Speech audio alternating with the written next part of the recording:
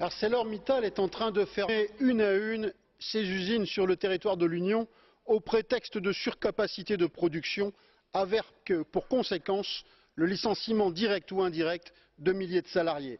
Le mouvement ArcelorMittal, qui s'est gavé année après année de milliards d'euros d'aides publiques et d'exonérations fiscales, poursuit sa course effrénée au profit. La région wallonne a par exemple provisionné des centaines de millions d'euros d'aides à Mittal pour les quotas de CO2 et plus de 110 millions pour les investissements, alors que dans le même temps, le groupe dégageait un profit net de 238 milliards au seul bénéfice de ses actionnaires. Les aides publiques n'ont fait que financer la stratégie dévastatrice de Mittal, acheter à bas prix un concurrent pour lui voler son savoir-faire, puis le détruire pour enfin importer à moindre coût.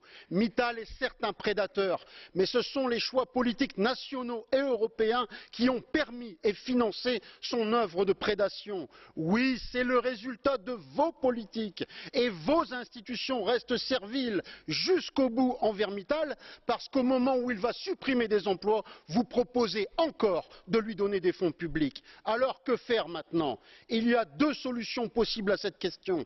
Celle de la majorité de ce Parlement, qui consiste à pleurer et à s'en remettre à Saint-Marché en brûlant un cierge, à donner encore des fonds publics par l'intermédiaire du fonds d'aide à la mondialisation, du fonds globalisation, à placer les citoyens sous anxiolytiques en attendant les prochaines élections, ou celle des progressistes européens qui proposent la nationalisation d'ArcelorMittal, vu les milliards d'aides publiques dont s'est gavé ce groupe.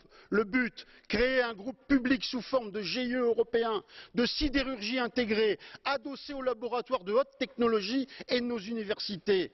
Contrairement aux imbécilités criminelles qui se racontent, la sidérurgie n'est pas une industrie du passé. Elle fait des produits à haute valeur ajoutée. Elle est indispensable à une industrie métallurgique européenne. Nous avons encore les savoir-faire, les moyens de production et les salariés qualifiés. Alors ne laissons pas Mittal ou d'autres les détruire, protégeons-les, développons la sidérurgie européenne, donnons enfin la politique industrielle dont l'Europe a besoin demain.